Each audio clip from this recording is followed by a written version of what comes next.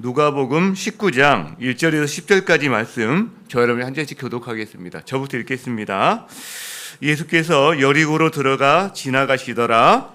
삭개오라 이름하는 자가 있으니 세리장이요 또한 부자라.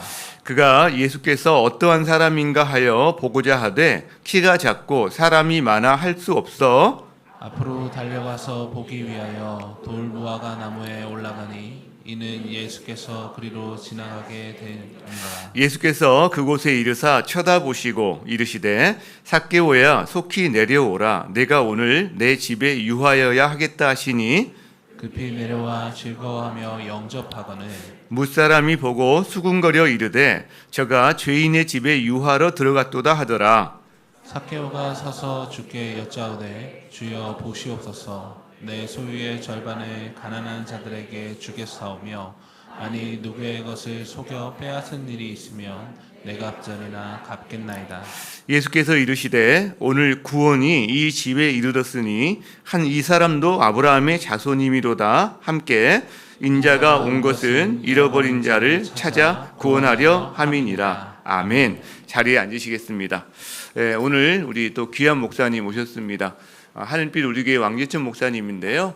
분당 우리 교회 분립개척 1호죠. 1호고 그다음 옹기선 목사님 의왕 우리교회 2호고 저희가 3호 같은 그런 상황인데요. 그래서 3호는 좋은 게 뭐냐면 1, 2호가 했던 거를 다 이렇게 이야기 듣고 조언 받아가면서 하니까 이렇게 시행착오가 좀 줄었던 것 같아요. 저한테는 그런 참 고마운 그런 분이시다 생각하고 우리 교회 누구보다 사랑하시는 분이라고 생각합니다. 우리 보내주신 하나님께 감사하고 오신 목사님 환영하며 박수로 맞이하겠습니다.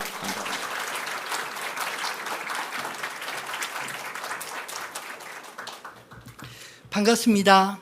네. 익숙한 얼굴들도 보여서 참 반갑고 또 오랜만에 우리 형제 교회인 죽전 우리 교회 이렇게 새벽에 와서 더욱 반갑습니다. 제가 잠깐 기도하고 말씀을 전하도록 하겠습니다. 거룩하신 하나님 아버지, 오늘 이 새벽에 주님을 만나기 위해 찾아온 주의 모든 성도님들 주님 안아주시고 말씀하여 주시고 저들의 인생 가운데 함께하여 주시옵소서. 특세 기간 몸은 피곤하여도 우리의 영이 더욱 주님을 깊이 알아가는 기쁨으로 충만케 하여 주시옵소서. 함께 하실 주님을 기대합니다. 예수님의 이름으로 기도드렸습니다. 아멘. 오늘 우리가 읽은 이 본문의 말씀 참으로 익숙한 본문이지 않나요? 보고 싶어 예수님 얼굴 그렇지만 키가 작아 보이지 않아 삭개오는 엉금엉금 올라가서요 뽕나무 꼭대기로 올라가서요. 와, 이 찬양 아시는 분이 계시네요. 제가 주일학교를 다니면서 가장 오랫동안 기억하는 노래, 제 나이가 지금 50대 후반인데 지금까지도 이 노래를 생생하게 가장 완벽하게 부를 수 있는 건 아마도 이 삭개오의 이야기가 얼마나 유명한 이야기인가 하는 방증이도 하겠다 싶은 생각이 들었습니다. 여러분, 이 삭개오 이야기 우리 너무나 잘 알고 있고 또 너무나 많이 들은 말씀이지 않나요? 그런데 오늘 이 말씀 속에 저는 말씀을 다시 준비하면서 얼마나 깊은 복음이 담겨져 있는지 이 말씀을 준비하면서 울컥울컥 한 적이 참 여러 번 있었습니다. 바라기는 오늘 이 말씀을 우리에게 익숙한 그런 옛날 동화 속의 이야기처럼 그렇게 듣지 마시고 주님께서 여러분에게 직접 들려주시는 하나님의 말씀으로 받으시기를 우리 주님의 이름으로 축원합니다. 오늘 이 말씀 앞에 여러분들께 먼저 묻고 싶은 질문이 있습니다. 여러분, 예수님 만나셨습니까? 예수님 만난 이후에 어떤 변화가 있으셨나요? 예수님이 여리고로 올라오시자 수많은 사람들이 예수님 보러 찾아왔습니다. 어떤 사람은 예수님이 행하시는 기적을 보기 위해 오지 않았을까요? 또 어떤 사람은 예수님이 메시아가 아닐까라는 기대감으로 메시아 왕국을 사모하며 모이지 않았을까요? 또 어떤 사람은 그저 사람들이 많이 모이니까 무슨 이유로 모였는지 모르지만 일단 한번 가보자, 구경꾼의 심정으로 또 모인 사람들도 있지 않았을까요? 근데 중요한 것은 모두가 다 예수님을 만나기 위해서 모였다는 것입니다. 그런데 중요한 것은 그렇게 많은 사람들이 예수님을 보러 왔지만 정작 예수님이 찾아가서 만나주신 사람은 의외의 단 한 사람이었습니다. 예수님이 걸음을 멈추시고 말을 걸어 만나주신 사람은 놀랍게도 사람들이 죄인이라 손가락질하던 사람, 키가 작아서 군중에 가려서 예수님을 보고 싶어도 볼 수 없었던 사람, 그래서 돌 무화과 나무에 올라가 예수님을 보기 위해 애썼던 사람, 세리 가운데서도 가장 높은 직급인 세리장 바로 삭개오였습니다. 삭개오야, 속히 내려오라. 오늘 내가 내 집에 유하여야 하겠다. 여러분 가만히 한번 상상해 보십시오. 이 삭개오는 그 여리고성의 유명한 사람 아니겠습니까? 그 또 악명 높은 것으로 유명했을 것입니다. 그 무리 가운데 예수님이 이 삭개오의 이름을 부르시고 또 이 삭개오의 집에 가겠다는 의미를 생각해 보면 그 당시 사람들에게 정말 깜짝 놀랄 이야기 아닐까요? 예수님은 그냥 그를 바라보신 것만 아니라 그의 이름을 부르시고 또 그의 집에 친히 가서 머무르겠다라고 말씀하셨습니다. 이 삭개오와 예수님이 그전부터 알았던 사이였을까요? 성경이 어디에도 그런 개연성이 나와 있지 않습니다. 또한 그 지역에 존경받던 사람의 집도 아닙니다. 오히려 사람들에게 죄인 취급당하던 세리장의 집에 머무르겠다고 하시니 얼마나 충격적인 사건이었을까요? 그렇다면 왜 예수님이 삭개오의 집에 가셨겠습니까? 삭개오에게 무슨 특별한 일이 있었을까요? 그가 예수님의 마음을 감동시킬 만한 그런 말을 한 적이 있었나요? 아닙니다. 10절 말씀에 보면 오직 한 가지 이유만을 말씀하십니다. 예수님은 이 삭개오를 하나님께서 잃어버렸던 한 사람으로 보셨다는 것입니다. 즉 하나님 편에서 잃어버렸던 한 사람, 이 삭개오를 주님이 찾아오셨습니다. 근데 여기서 우리가 오해하지 않아야 될 부분이 있습니다. 우리는 흔히 구원은 전적인 하나님의 은혜다라는 믿음을 가지고 있습니다. 근데 이 말씀을 잘못 오해하면 이런 착각에 빠지지 않나요? 그래, 하나님의 전적 은혜니까 나는 아무것도 하지 않아도 주님이 나를 찾아오셔서 구원해 주실 거야. 예수님이 다 하시니까 나는 그저 내 자리에 가만히 앉아서 기다리기만 하면 돼. 이런 생각 가지고 있지 않으시나요? 이것은 잘못된 이해입니다. 성경을 보면 예수님은 일방적으로 구원을 주시는 분이 아니십니다. 주님을 간절히 찾는 자에게 찾아오시고 또 그의 응답을 기다리십니다. 바로 앞장에 보면 누가복음 18장에 또 한 번 이 여리고성 바로 입구에 한 맹인을 예수님이 구원하신 사건이 기록되어 있습니다. 근데 한번 생각해 보십시오. 이 거지 맹인이 만약 다윗의 자손 예수여 나를 불쌍히 여기소서 외치지 않았다면, 아니 주변 사람들이 시끄럽다고 말리는데도 말려서 그냥 포기해 버렸다면, 그렇다면 그가 예수님을 만나 구원을 받을 수 있었을까요? 오늘 삭개오도 마찬가지입니다.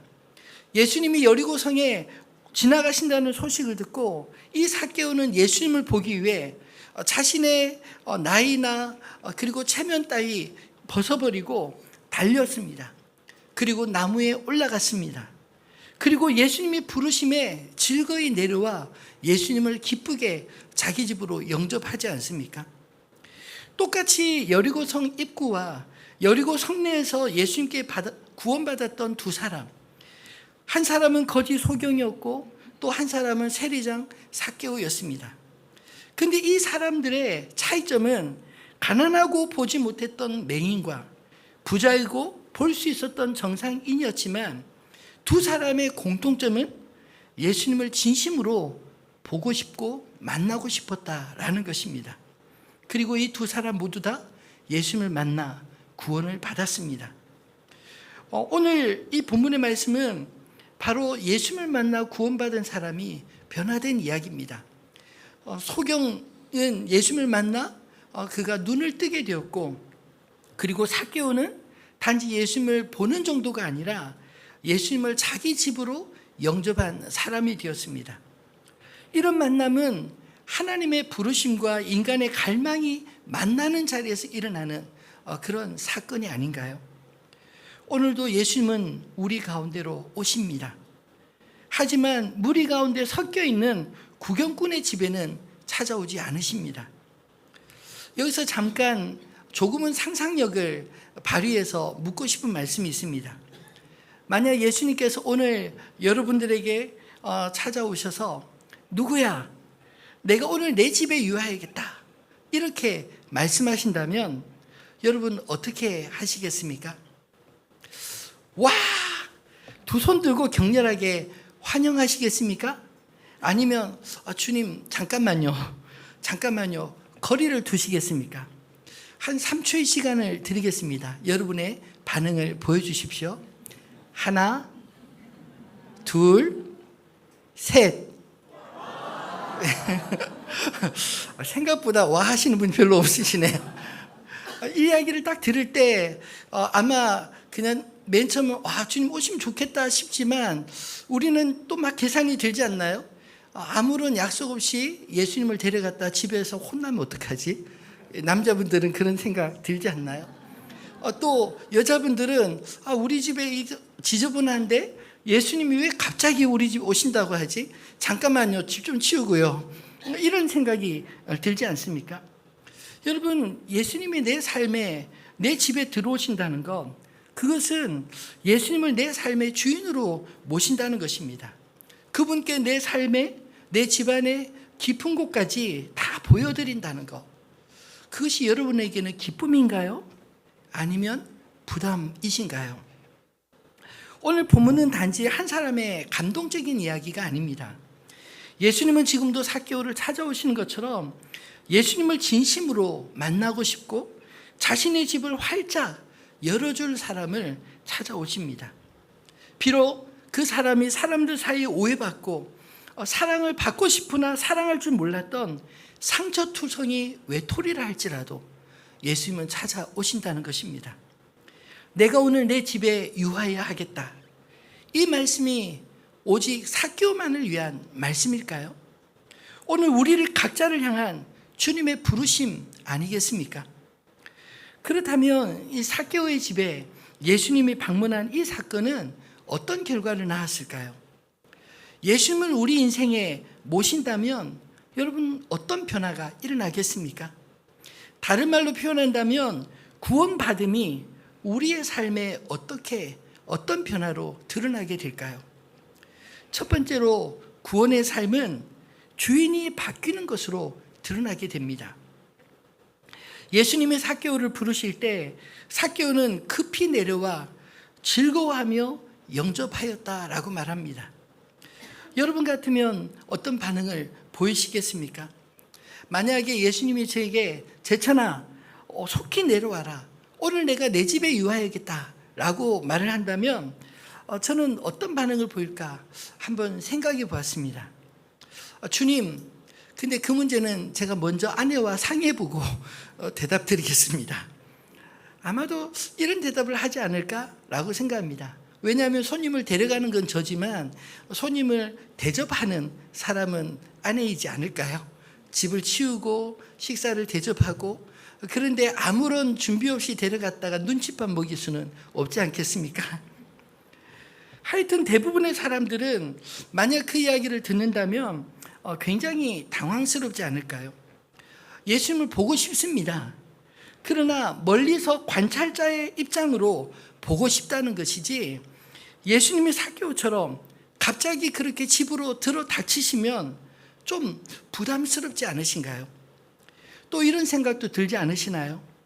예수님이 내 집에 들어오는 것은 아니 왜 예수님이 결정하십니까? 내가 결정해야죠. 근데 오늘 본문에 보면 예수님이 결정하십니다. 삭개오야 속히 내려와라. 오늘 내가 내 집에 유하야겠다. 예수님이 말씀하신 것은 완전히 일방적으로 손님이 아닌 주인처럼 그렇게 말씀하시는 것처럼 느껴지지 않으시나요? 근데 삭개오는 이 이야기를 듣고 기분이 나빴을까요? 아니면 기분이 좋았을까요? 보통 사람이면 갑자기 머리가 하얘지고 갈등이 되고 또 어떻게 생각해보면 기분이 나빠 정상일 것 같은데 이 삭개오는 그 이야기를 듣는데 너무나 기뻐서 급히 내려와 즐거워하며 예수님 앞장서서 막 신나게 예수님을 자기 집으로 데려갑니다. 그렇다면 그동안 삭개오의 집에 방문했던 사람들은 어떤 사람들이었을까요? 자기 같은 세리들 혹은 삭개오의 돈을 보고 그리고 권력을 보고 자기의 이익을 쫓아온 그런 사람들뿐 아니었을까요? 그동안 진정한 친구를 만나지 못했던 삭개오는 누구도 진심으로 자기 이름을 부르며 친구처럼 다가오는 사람이 없었던 것 같습니다. 그런데 예수님이 마치 자기를 아주 잘 아는 것처럼 그의 이름을 첫 만남에 불러주었습니다. 삭개오야, 오늘 내가 내 집에 유하야겠다. 마치 어떻게 들으면 주인이 그 종을 부르는 소리 같고 또 어떻게 들으면 아주 친한 친구 사이에 하는 정다운 말처럼 들리지 않으시나요? 삭개오야, 오늘 내가 너희 집에 가서 자고 싶어. 이런 요구가 싫지 않았던 것이 삭개오 입장에서는 이렇게 편한 친구처럼 주님처럼 자기 이름을 불러준 사람을 만나지 못했던 것은 아닐까요? 이 삭개오에 대한 표현을 할 때 그가 키가 작았다라고 말을 하는 것을 보면 아마 키가 아주 작았던 것 같습니다. 저도 키가 작은 편에 속했습니다. 제가 항상 학교 다닐 때 앞자리에 앉았거든요. 근데 이 키가 작다라는 것은 살면서 상당히 많은 컴플렉스를 갖게 됩니다. 왜냐하면 늘 같은 나이인데도 이렇게 우러러 보게 되고 또 같은 친구인데도 이렇게 내려보는 게 상당히 기분 나쁘지 않나요? 왠지 모르게 그냥 처음부터 무시당하고 들어가는 것 같은 느낌. 그리고 더군다나 그런 컴플렉스를 가진 사람이면 자기 내면에도 문제가 있지만 그러나 그 외모를 가지고 평가하는 사람들에게는 늘 무시당하는 그것이 일상적인 삶을 겪었다면 여러분 얼마나 그 삶에 문제가 많았을까요?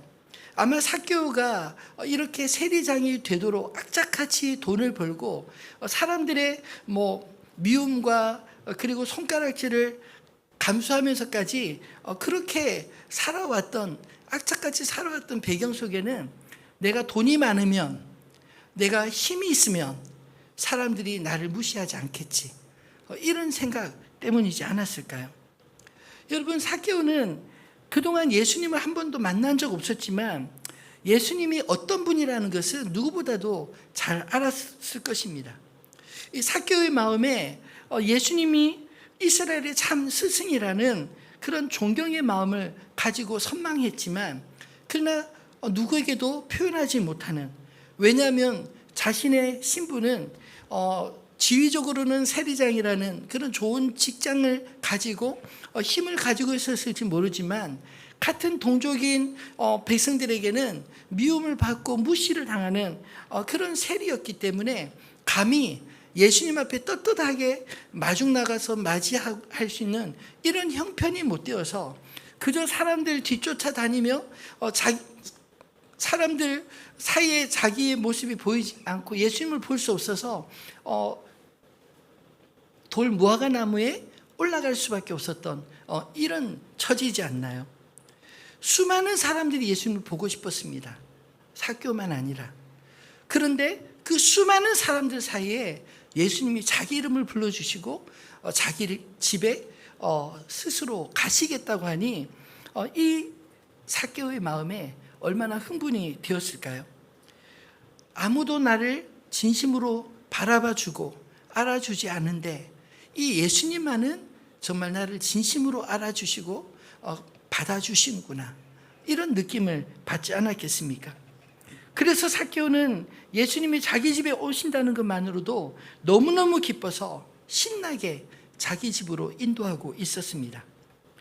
여러분, 예수님이 우리 인생에 오신다는 건 사실 단순한 방문이 아닙니다. 그분은 손님으로 오시는 것이 아니라 그분은 우리의 주인으로 오시기 때문입니다. 삭개오가 예수님을 만나기 전 그의 삶을 지탱하는 것이 무엇이었을까요? 아마도 그의 삶을 지배하고 있었던 것은 돈과 권력이지 않았겠습니까? 그는 로마의 권력에 빌붙어 부자가 되었고 사람들의 손가락질 속에서도 가진 자로 떵떵거리며 살아왔습니다. 근데 정작 가지면 가질수록 그의 내면은 더욱 공허해져만 갔습니다. 사람들의 이 사랑과 인정에 목말라 있었고 어른의 옷을 입고 있었지만 여전히 어린아이와 같은 그런 마음을 가진 사람, 바로 삭개오 아니었을까요? 삶의 깊은 곳에 채워지지 않는 공허함과 외로움, 도대체 자기 인생이 이 공허함이 무엇 때문인지 자기는 도무지 알 수가 없는데 예수 선생님을 만나면 묻고 싶지 않았을까요? 근데 놀랍게도 예수님이 그의 이름을 불러주시고 그의 집에 가주시는 것만으로도 그는 이미 답을 얻어버렸습니다. 자기의 인생의 진정한 주인의 음성을 들었고 자신이 섬길 진정한 주님을 만나버렸기 때문입니다. 그리고 예수님을 자기 주인으로 모신 그 순간 그의 삶의 우선순위가 완전히 뒤바뀌게 되었습니다. 사랑하는 성도 여러분, 구원이란 단지 천국행 티켓을 얻는 것이 아닙니다. 구원은 내 인생의 주인이 바뀌는 것입니다. 이전에는 내가 주인이었습니다. 내가 원하는 대로 살고 내가 원하는 대로 판단하고 내가 중심이 되어서 내가 원하는 모든 것을 내 마음대로 살았습니다. 하지만 예수님을 진심으로 영접한 사람은 더 이상 자신이 주인이 아닌 사람입니다. 예수님이 내 삶의 중심에 앉아 계시는 것, 그것이 바로 성경은 구원이다 라고 말하는 것입니다. 그래서 삭개오는 예수님을 영접한 이후에 놀라운 반응을 나타내지 않습니까? 삭개오가 급히 내려와 즐거워하며 영접하더라. 이 즐거움은 단순한 감정의 기쁨만을 의미하는 것일까요? 이제는 더 이상 내가 주인이 아니라 예수님이 내 삶에 찾아오셨다. 그분이 내 인생의 주인이시다. 이런 고백에서 나오는 기쁨이 아닐까요? 그리고 이 기쁨은 그의 삶의 태도를 근본적으로 바꾸기 시작했습니다. 이제는 더 이상 움켜쥐지 않았습니다. 그리고 더 이상 숨기지 않았습니다. 자신이 누구였는지 숨기지 않고 예수님 앞에 자신을 떳떳이 드러내지 않나요? 우리는 이 부분에서 깊이 고민해 보아야 할 것입니다. 나는 예수님을 정말 내 인생의 주인으로 모시고 있는가? 혹시 여전히 예수님을 마치 손님처럼 대하고 있지는 않으십니까? 필요할 때만 찾고 불편한 영역에는 들어오지 못하게 하고 예수님을 마치 손님처럼 거실에 머물게 하면서 내 마음의 방들은 여전히 내 마음대로 통제하려 하지 않으시나요? 예수님이 주인이 되신 삶은 내 삶을 예수님께 활짝 열어두는 것을 의미합니다. 나의 계획도, 나의 시간도, 나의 재정도, 내 인간관계도 주인 대신 예수님의 중심으로 살아가시기를 바랍니다. 내 인생의 주인을 만날 때 비로소 내 안에 하나님이 주시는 평강과 자유함이 임하게 되어질 줄 믿습니다. 바라기는 저와 여러분 모두의 삶에서 예수님을 주인으로 모시는 은혜가 진심으로 일어나기를 소망합니다. 두 번째로, 구원은 우리 삶에 어떤 모양으로 드러나게 될까요? 구원은 반드시 우리의 삶에 증거를 남김으로 드러나게 되는 것입니다. 예수님을 만난 삭개오는 그저 기쁘기만 한 것이 아닙니다. 그 기쁨은 그의 삶의 구체적인 삶의 결단과 변화로 오늘 본문에 기록되어 있지 않나요? 8절 말씀을 같이 읽어볼까요? 삭개오가 서서 주께 여짜오되 주여 보시옵소서 내 소유의 절반을 가난한 자들에게 주겠사오며 만일 누구의 것을 속여 빼앗은 일이 있으면 내 갑절이나 갚겠나이다. 아멘. 여러분, 이것이 단순한 감정의 표현일까요? 이것은 자기 인생을 예수님 앞에 내어놓은 사람의 삶의 반응이요 또한 회개의 열매가 아니겠습니까? 예수님을 주인으로 모신 삭개오는 이제 사랑받기 위해 움켜쥐던 인생에서 사랑받은 자로서 나누는 인생으로 변화된 것입니다. 삭개오에게 돈은 인정받고 싶었던 갈망의 수단이었고 사람들과의 단절을 감추기 위한 방어막이지 않았을까요? 근데 예수님을 만나고 나니까 이제 그런 방어막이 필요 없어진 것입니다. 그래서 지금 자신이 스스로 움켜쥐고 있었던 그 모든 것들을 자발적으로 나눔을 결단하고 있지 않나요? 내 소유의 절반을 가난한 자들에게 주겠습니다. 여러분, 이 말은 단순한 자선이 아닙니다. 이전까지 자신이 의지하던 삶의 기초를 바꾸는 존재적인 변화인 것입니다. 진짜 자신의 인생의 주인을 만나고 보니 그동안 하나님과 이웃 사이를 가로막고 있었던 가짜 주인을 버릴 수 있게 된 것입니다. 여러분, 회개는 단지 미안합니다 하는 말로 되는 것이 아닙니다. 삶을 돌이키는 방향 전환이 되어야 하지 않나요? 삭개오는 누가 시켜서가 아니라 자신이 어떤 삶을 살아왔는지 스스로 고백하고 스스로 바로잡고자 했습니다. 만일 누구의 것을 속여 빼앗은 일이 있으면 4배나 갚겠습니다. 이것은 그냥 빈말이 아니라 율법에 근거한 말씀입니다. 레위기 6장 5절에 보면 부당하게 빼앗은 것을 돌려줄 때는 원금의 5분의 1을 더하라 하셨고, 또 출애굽기 22장 1절에는 소나 양을 도둑질한 자는 4배로 갚을 것이라 말씀하고 있기 때문입니다. 그러므로 이 말은 삭개오가 율법이 정한 대로 스스로 자신이 죄인임을 주님 앞에 인정하고 그 책임을 감당하는 회개의 행동을 하겠다라는 결단을 표현한 것입니다. 여러분, 예수님을 만난 사람은 빛 대신 주님 앞에 더 이상 자신의 어둠에 사로잡혀 있지 않습니다. 도리어 죄로 인해 깨어진 관계를 회복하고 잃어버린 것을 되돌리고 새로운 삶을 향해 나아가게 되는 것입니다. 예수님을 주인으로 모신 사람은 하나님을 사랑하고 이웃을 사랑하는 그 방향으로 걸어갑니다. 삭개오는 예수님 앞에 이렇게 고백합니다. 주여 보십시오. 이 말은 자신의 전 존재를 주님 앞에 드러내며 그분의 눈으로 자기의 삶을 재평가해달라고 말하고 있는 게 아닐까요? 이와 같이 이와 함께 그는 가난한 자에게는 자신이 쌓아둔 재산을 나누고 토색한 자들에게는 정당한 배상으로 갚겠다고 말하고 있습니다. 그의 회개는 하나님 앞에서 시작하여 이웃을 향한 책임으로 이어졌습니다. 구원은 이처럼 하나님 사랑과 이웃 사랑으로 열매를 맺는 것입니다. 이 둘은 결코 분리되지 않습니다. 하나님을 제대로 만나고 보니 그동안 잃어버렸던 사람들을 사랑하기 위해 그동안 자신이 쌓아둔 그 성들을 허물고 이웃을 찾아갈 용기를 내게 된 게 아닐까요? 중요한 것은 이 모든 반응이 구원을 얻기 위한 조건이었을까요? 아니면 구원을 받은 사람의 반응이었을까요?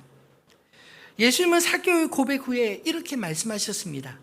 오늘 이 집에 구원이 이르렀으니, 이 말은 너가 이렇게 고백했으니 그래 내가 이제 너에게 구원을 줄게, 이런 말씀이 아니라 너 안에 이런 고백을 듣고 보니 너에게 이미 구원이 임하였구나, 사람들 앞에서 확증시켜주는 그런 말씀이었습니다. 구원은 단지 믿음을 고백하는 것으로 끝나지 않습니다. 삶의 주인이 바뀌면 삶의 구조와 관계와 목적과 사용 방식까지도 다 바뀌는 것이 당연하지 않나요? 기억하시기 바랍니다. 삭개오의 변화는 단순한 감정적 흥분이 아니었습니다. 그는 예수님을 주인으로 모신 이후 삶의 기준과 방향을 완전히 바꾸었습니다. 이것이 바로 구원의 증거가 아닐까요? 하나님을 향한 사랑과 이웃을 향한 책임, 그리고 과거를 정직하게 돌아보는 삶의 변화 말입니다. 오늘 우리 안에도 이런 구원의 흔적들이 나타날 수 있기를 주님의 이름으로 축원합니다. 말씀을 맺겠습니다. 하나님의 나라는 어떤 나라일까요? 삭개오 이야기의 마지막은 이렇게 선언됩니다. 인자가 온 것은 잃어버린 자를 찾아 구원하려 함이니라. 여러분, 하나님의 나라는 예수 안에서 구원받은 자들이 모인 나라입니다. 이 말씀은 단지 삭개오에게만 하신 말씀이 아닙니다. 예수님이 이 땅에 왜 오셨는지, 왜 십자가를 지셨는지, 왜 지금도 우리의 삶에 찾아오시는지를 선명하게 보여주시는 복음의 핵심이 아닌가요? 삭개오는 사람들의 눈에 그저 죄인으로만 보였지만 예수님의 눈에는 잃어버렸던 사람으로 보였습니다. 누구도 삭개오를 찾지 않았지만 예수님은 잃어버렸던 삭개오를 찾아오신 것입니다. 그리고 그를 부르셨습니다. 삭개오야, 속히 내려오라. 내가 오늘 내 집에 유하여야 하겠다. 예수님은 지금도 잃어버린 사람을 찾아오시는 줄을 믿으시기 바랍니다. 구원은 하나님께로 돌아가는 사건입니다. 예수님은 삭개오의 구원을 이렇게 설명하지 않나요? 그도 아브라함의 자손임이라. 이 말은 단지 그의 민족적인 정체성을 말하는 게 아닙니다. 하나님과의 관계의 회복을 선언한 것입니다. 그도 원래 하나님의 것이었는데 잃어버렸던 삭개오가 이제 하나님 아버지의 품으로 돌아온 것입니다. 그래서 하나님이 말씀하십니다. 이제 내 것이 돌아왔다. 내 것을 찾았다라고 말입니다. 그리고 삭개오도 이렇게 고백하는 게 아닐까요? 예, 이제 내가 누구인지를 알았습니다. 더 이상 주님을 떠나지 않겠습니다. 여러분, 이것이 구원이지 않나요? 하나님의 것이 하나님께로 돌아온 것, 하나님이 자신의 것을 찾으셨다는 선언, 그리고 나 역시 잃어버렸던 나 자신을 되찾았다는 고백 말입니다. 이런 고백의 삶을 사시는 저 여러분 되시기를 바랍니다. 하나님의 나라는 주인이 바뀐 사람들의 나라입니다. 성경 전체는 끊임없이 이 이야기들을 우리에게 소개하고 있지 않나요? 누가 너의 주인이냐? 라는 질문입니다. 아담과 하와가 죄에 빠졌던 첫 유혹은 선악과를 다 먹어도 죽지 않아. 내 눈이 밝아져서 하나님처럼 될 거야. 라는 사단의 속삭임이지 않았나요? 결국 이 말은요, 너의 주인은 너 자신이야. 라는 속삭임입니다. 그 결과 우리는 하나님도 잃었고 자기 자신도 잃어버린 인생이 되지 않았나요? 그래서 스스로 주인이 된 사람들이 행복하였을까요? 아니, 오히려 더 불행해지지 않습니까? 마치 삭개오가 스스로 주인이었을 때 그 불행했던 것처럼요. 왜일까요? 모두 자기 자신이 주인이니까 이 주인 저 주인 서로 뜻이 맞지 않아 맨날 다투고 싸우지 않나요? 마치 사사시대처럼 하나님을 떠난 인생은 각기 자기 소견에 오른 대로 살다 보니 그 속에는 갈등과 분쟁이 그칠 날이 없는 것입니다. 그래서 예수님이 이 땅에 오셨습니다. 하나님의 나라란 다시 하나님이 주인 되신 사람들의 삶에서 나타나는 하나님의 통치입니다.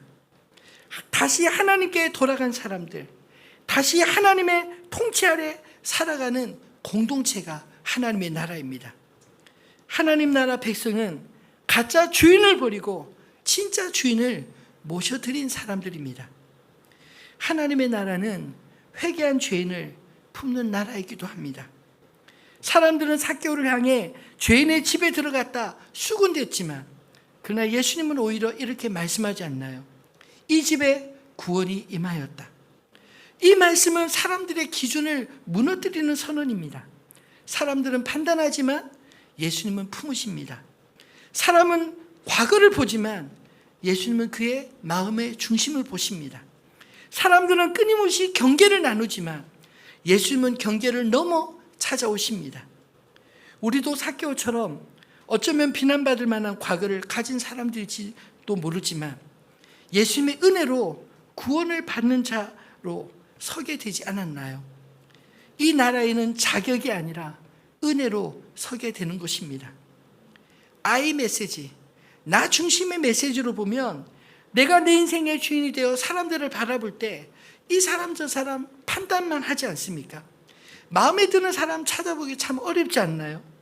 그러나 하나님의 메시지, 하나님 중심으로 바라보면 이 사람도 저 사람도 하나님의 잃어버린 자였구나, 우리의 눈이 띄어지게 될 줄 믿습니다. 바라기는 I 메시지가 아니라 God 메시지로 세상과 사람들을 바라보는 우리의 시선이 변화되어지기를 바랍니다.